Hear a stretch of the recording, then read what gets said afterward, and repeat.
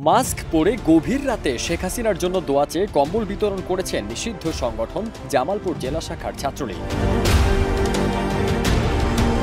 13 জানুয়ারি রাতে শীত বস্ত্র বিতরণের পর 14 জানুয়ারি বিকেলে নিষিদ্ধ ছাত্রলীগ জামালপুর জেলা শাখার সাধারণ সম্পাদক নাফিন রাব্বি ফেসবুক আইডি থেকে একটি ভিডিও প্রকাশ করে ক্যাপশনে লেখেন, বাংলাদেশ ছাত্রলীগ জামালপুর জেলা শাখার পক্ষ থেকে শীত বস্ত্র বিতরণ এবং মাননীয় প্রধানমন্ত্রী দেশরত্ন শেখ হাসিনার জন্য দোয়া প্রার্থনা।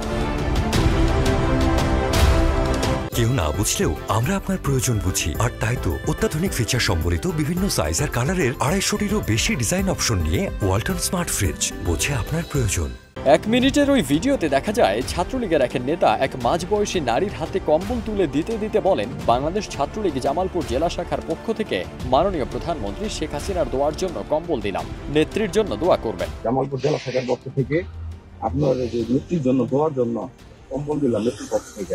জামালপুর জেলা শাখার বিতরণ করা কম্বলের ওপরে ছাত্রলীগের লোগো সম্বলিত সাদা কাগজে প্রিন্ট করে লেখা বাংলাদেশ ছাত্রলীগ জামালপুর জেলা শাখা। নাফিউল করিম রাব্বি জানান, ওই দিন শহরের বিভিন্ন পয়েন্টে 50টি কম্বল বিতরণ করা হয়।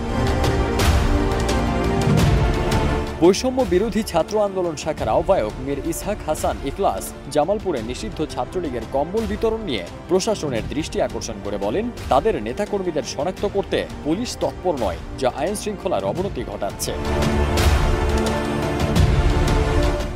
এদিকে ছাত্রলীগের নেতাকর্মীরা জেলা শহরে নানা কর্মসূচি পালন করলেও নীরব ভূমিকায় রয়েছে প্রশাসন। আইন শৃঙ্খলা বাহিনীর বিরুদ্ধে অভিযোগ এনে জেলার বৈষম্য বিরোধী ছাত্র আন্দোলনের শাখার আহ্বায়ক মীর ইসহাক হাসান ইখলাস তাদের উদ্দেশ্যে বলেন, ছাত্রলীগকে যেখানে পাওয়া যাবে মাইকে ঘোষণা দিয়ে সেখানেই প্রতিহত করে তাদেরকে জেলে পাঠাতে হবে। তবে পুলিশ এসবের কোনো দায় নিতে চাইলেন না, বললেন অন্য কথা।